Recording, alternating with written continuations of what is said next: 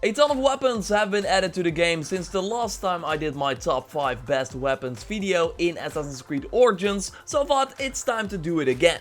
Let's look at the best weapons in the game as of early April 2018. So if you enjoy that, then a like would be super appreciated, and let's go. At least every other week Ubisoft added new weapons to Assassin's Creed Origins since launch through the two big expansions, the Hidden Ones and the Curse of the Pharaohs, but also through item packs in the Helix store that were also added to the Haka chest, and of course the Trial of the Gods also added some very strong weapons to the game. In this video I will combine them all and look at what weapons are the best for most situations. Also, I tell you how you can get those weapons, but if it's not really clear, you can always search the weapon on my channel for a more detailed explanation because the chances are high that I made a video on them. Anyway, without any further ado, let's get started. Let's start with the number 5, a weapon you can get in the Curse of the Pharaohs from a side quest called the Unfair Trade. This is a very awesome looking scepter called the Lord of Thebes, coming in at a quality of 123 on level 55. The combination of a combo multiplier and the critical hit rate perk make this weapon really stand out. This way the damage of your rapid attacks will increase with every hit, and also the crits will increase as well, and you have a 30% chance to do a crit thanks to the critical hit rate perk. The health on it is of course also really nice because you focus on doing these rapid hits, especially in the Fury mode, so to get health back then as well is really good.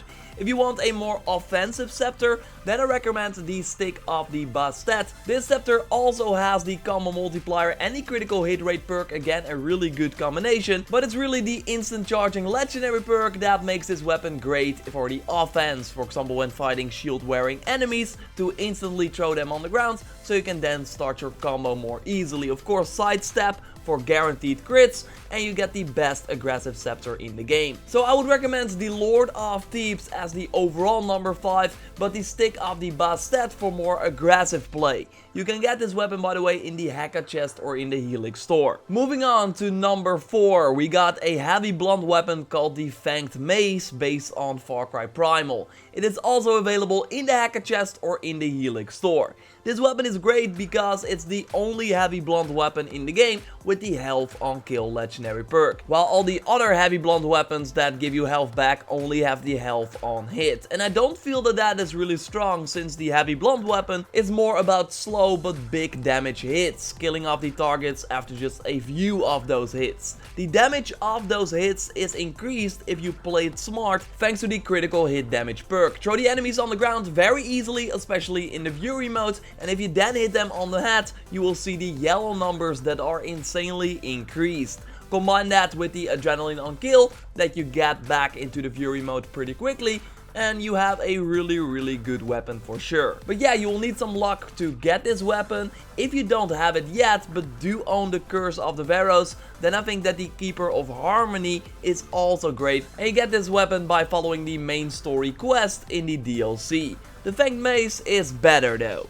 On number 3 we got the spear called Aten's End. You get in the Curse of the Pharaohs DLC also by completing the main story missions. This one you get near the end of the Curse of the Pharaohs DLC. It comes in at a quality of 123 with an insane combo multiplier that is great to build up with holding the light attack button, hitting multiple enemies at once, so you keep the combo going and get more damage per hit. More damage per hit means that you kill off the enemies more quickly and then you get health back. The critical hit damage perk might occur as well, and that sometimes of course also helps. So while the Aten's End is nice to also keep you alive, the Neptune's Grasp Spear has these similar perks and is a better choice for more aggressive play, and that is not only thanks to the increased critical hit damage perk. No, mostly because of the poison on hit perk, giving enemies insane extra damage and causing them to be stunned as well. So while I would say that Aten's End is a safer choice, the Neptune's Grasp that you get out of a Haka Heka chest or in the Helix store, is better if you want to deal more increased damage with a spear. On number 2, we got the best damage dealers in the game, the heavy blades, in particular the Serpent Axe, available as loot from an enemy or in the Heka chest. And this is because of an insane combination of damage output perks that apply really fast with the attack and push ability that will make this otherwise slow weapon do rapid attack. So then the extra damage over time effects, like the poison and bleeding on it, will almost always trigger. And adrenaline is needed to perform this attack and push ability, so with the adrenaline on hurt you can do this attack more often. And since you want to go in aggressive with this weapon, being hit sometimes happens, but then you get adrenaline back to perform more powerful attacks. The Serpent Axe has been my favorite weapon for a while now, and nothing has changed that, even though there have been some great new heavy blades added with the hidden ones and the Curse of the Pharaohs. I'm of course talking about the Tooth of Sobek with an awesome instant charging legendary perk, but the other perks are pretty lacking. Now the Palmered Carver you get from one of the Anubis Shadows soldiers in the Curse of the Pharaohs is better, also focusing on adrenaline perks. And I really think that the adrenaline on kill on this weapon is better than the adrenaline on hurt on the Serpent Axe. The health on kill though is nice to keep you in the fight, but I would prefer a damage focused heavy blade, so that's why I go with the Serpent Axe on number 2. The number 1 best weapon is really hard because I really think it depends on your playstyle, but I will go with the Sword of the Duat, a weapon you can just really recommend to everyone and they will be fine. This weapon enhances every fast slice you do thanks to the level 4 combo multiplier and the 50% chance to make these hits crits.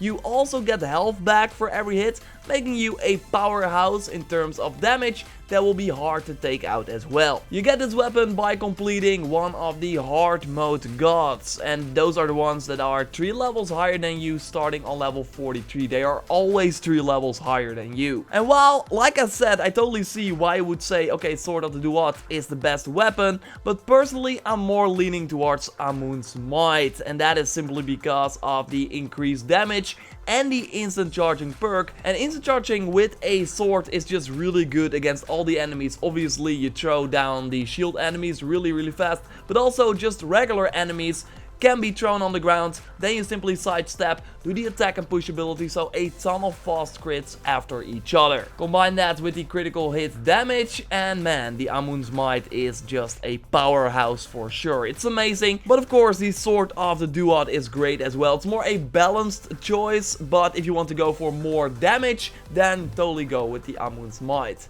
I'm curious, what is your top 5 weapons in Assassin's Creed Origins? I'm really curious to learn if there will be new weapons that can maybe stand a chance in this top 5. I mean, the Fanged Mace is pretty new, so I will keep you up to date, of course, on that. Subscribe for everything Assassin's Creed Origins and, of course, the future of the Assassin's Creed series. I got some interesting content coming up about that. Drop a like to support the channel. Check out my video on the mysteries added with the latest DLC, and I will speak to you next time. Goodbye.